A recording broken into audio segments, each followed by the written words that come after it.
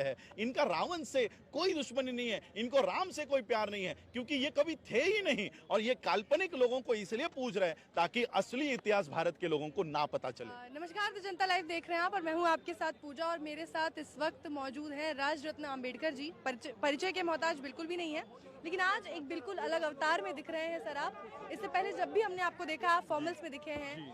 आज अशोक विजयदशमी है और पहले भी जब हमने इस दिन पर बात की थी, आज ये विशेष जो आपने चीवर धारण कर रखा है, इसका कारण क्या है? पहले तो ये बताइए। कारण ये है कि हम हर साल अशोका विजयदशमी मनाते हैं, दीक्षा भूमि में जाते हैं और बाबा साहब को नमन करके वहाँ से लौट आते हैं।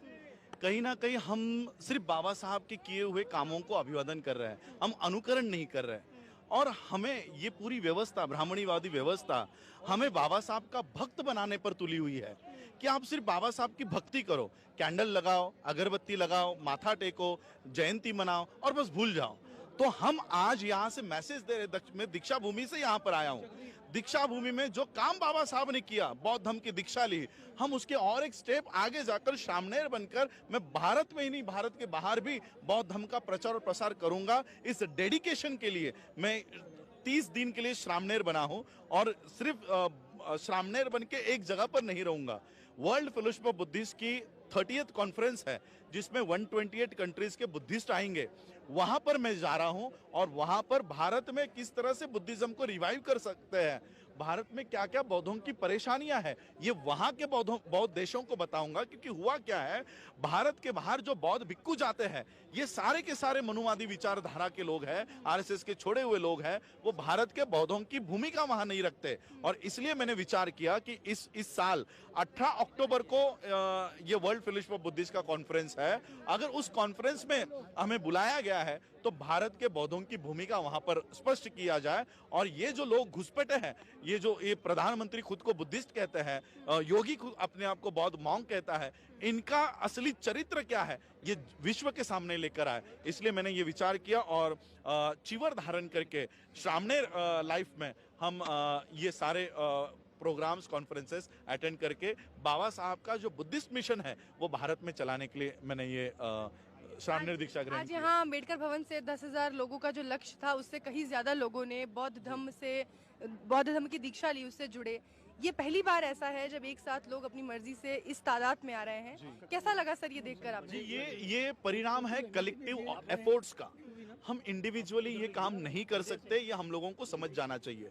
हम लोग अलग अलग संगठन बनाते हैं और बस उस संगठन के माध्यम से ही काम करते हैं। आज जय भीम मिशन हो, the Buddhist society of India हो, राजेंद्र पाल गौतम जी कंटिन्यूसली इस मिशन के लेकर मीटिंग्स हो रही है।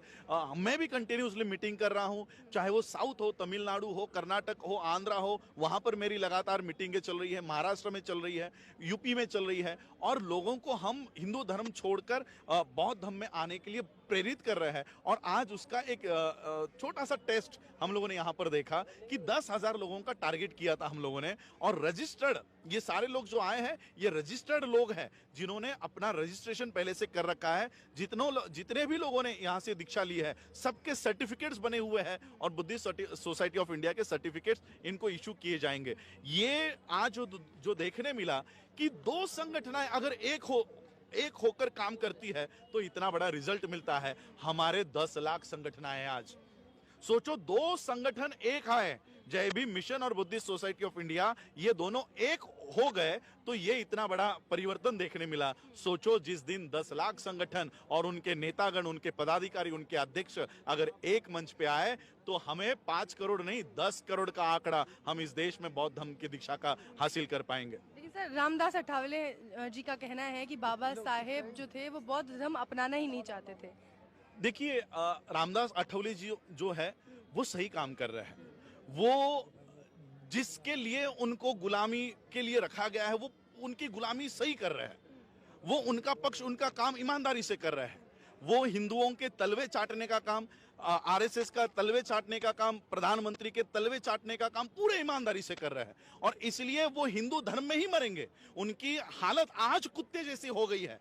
वो कुत्ते जैसे वो पीएम के पीछे पीछे दुम हिलाते हुए घूमते रहते हैं। इसलिए ऐसे थर्ड क्लास आदमी के ऊपर हम कोई टिप्पणी भी नहीं करना चाहते। सर, क्या कारण लगता है आपको कि इतनी बड़ी तादाद में लोग हिंदू धर्म को छोड़कर अब बौद्ध धर्म की ओर वापसी कर रहे हैं?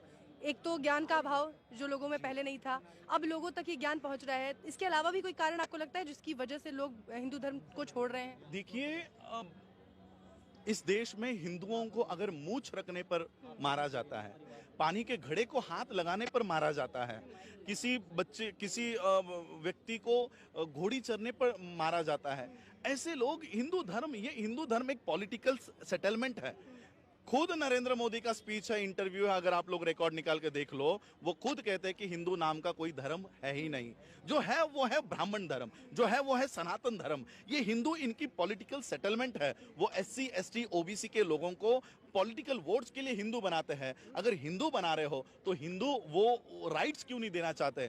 तो इसलिए इस देश में हिंदू कोई नहीं है। और ये बात SC ST OBC के लोग समझ रहे हैं कि अगर हम हिंदू होते तो मुझे स्कूल में बैठने का अधिकार होता, अगर हम हिंदू होते तो मुझे पानी के घड़े को हाथ लगाने का अधिकार होता, अगर हम हिंदू होते तो मूंछ रखने का अधिकार होता। अब लोग समझ रहे हैं या तो वो हिंदू नहीं है या हम हिंदू नहीं है, और इसलिए आज ये लोग बड़ी तादाद में हिंदू धर्म को छोड़ रहे हैं और अपने पुराने धर्म में वापस आ रहे हैं। आपने अधिकारों की बात की तो आखिरी सवाल ये पूछना चाहूंगी कि इस देश में एक संगठन ऐसा भी है जो आज के दिन शस्त्रों की पूजा करता है और ये अधिकार उन्हें मिला हुआ है, वो शस्त्रों की पूजा करते हैं खुलेआम। देखिए, सबसे पहली बात तो जो लोग शस्त्रों की पूजा करते हैं, मैं आपको एक साधारण तर्क देना चाहता हूं। जिस व्यक्ति के घर में चाकू भी मिल जाए, तलवार भी मिल जाए, तो उसको पुलिस अरेस्ट करके लेके जाती है, उसे टेररिस्ट घोषित करती है।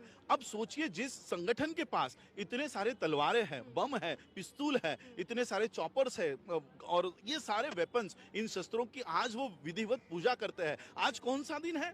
आज के दिन सम्राट अशोक ने अपने शस्त्र नीचे रख दिए और बौद्ध धर्म की शरण ले ली, और ये आज ही के दिन काउंटर करने को शस्त्रों की पूजा करते हैं। इनका कोई लेना देना नहीं है शस्त्रों से। शस्त्रों को इसलिए पूजते हैं ताकि वो सम्राट अशोक की धम्म क्रांति, बाबा साहब की धम्म क्रांति इस देश में खड़ी ना होने दे, इसलिए ये काउंटर करते हैं। और इसलिए मैं कहना चाहूंगा कि इस देश का होम मिनिस्टर अगर सही में मर्द है तो वो RSS को बैन करके दिखाए, जैसे वो PFI को बैन करता है। अगर PFI के पास कोई बम है, कोई बारूद है, कोई गोली है, कोई चाकू है, तो उसको आप बैन कर रहे हो। तो इतने बड़े तादाद में ये सारे हथियार के पूजा होम मिनिस्टर करता है, प्राइम मिनिस्टर करता है, RSS का मोहन भागवत करता है। इसको बैन करने का कदम इस देश का होम मिनिस्टर क्यों नहीं उठाता? ये हम लोगों का सवाल इस देश के होम मिनिस्टर को है। एक आखिरी सवाल कि एक तरफ आप चीवर धारण करके बौद्ध धर्म से लोगों को जोड़ने की कोशिश कर रहे हैं, यहाँ के बौद्धों की समस्या को विश्व स्तर पर उठा रहे हैं, लेकिन दूसरी ओर भारत जो है वो हिंदू राष्ट्र का सपना दिखा रहा है लोगों को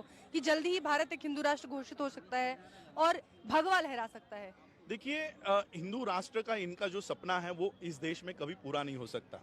क्योंकि देखिए, अगर इस देश में किसी को खलिस्तान की मांग करते हुए आप देखते हो तो उसे हम देशद्रोही कहते हैं कि वो खलिस्तानी है, खलिस्तानी देशद्रोही है।